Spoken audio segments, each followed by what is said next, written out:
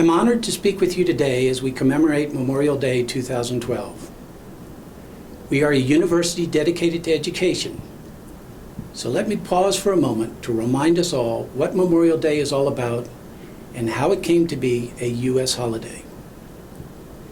In the midst of the Civil War, mothers, wives, sisters, and daughters paused in May 1863 in Mississippi to decorate graves of Confederate and Union soldiers.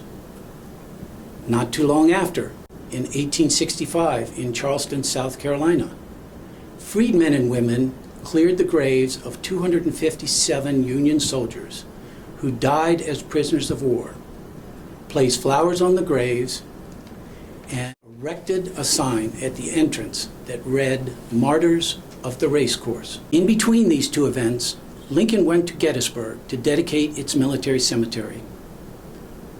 Writing his speech on the train, he later said, "The brave men, living and dead, have consecrated this ground far above our poor power to add or detract." How right he was that the cost of freedom cannot be calculated. The price that is paid makes no distinction as to race, religion, creed, or color. All entered the battlefield with a passion for life. And those who did not leave the battlefield stayed knowing that their sacrifice would enable future generations of Americans to feel the passion of life.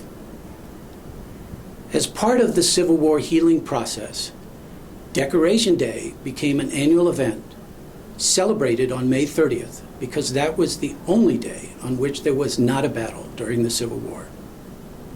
In 1882, Congress changed the name from Decoration Day to Memorial Day and declared it a national holiday on which to remember those who had sacrificed their lives in defense of the freedoms and liberties of the United States of America. More recently, the date for the national holiday has been changed to the last Monday in May. But as we all enjoy this three-day weekend, we must not forget how it came to be. Here in Kansas City, we have the only memorial to the many who died in World War I. There is a poem that was written on the battlefield from that war that I read to myself on Memorial Day, and I would like now to read it to you. It's entitled, "In Flanders Fields." In Flanders fields, the poppies blow between the crosses, row on row, that marks our place. And in the sky, the larks, still bravely singing, fly scarce heard amid the guns below. We are the dead, short days ago we lived, felt dawn, saw sunset glow, loved and were loved, and now we lie in Flanders fields. Take up our quarrel with the foe, to you from falling hands we throw the torch. Be yours to hold it high. If you break with us who die, we shall not sleep, though poppies grow in Flanders field. Thanks to you and to all of you who serve our country.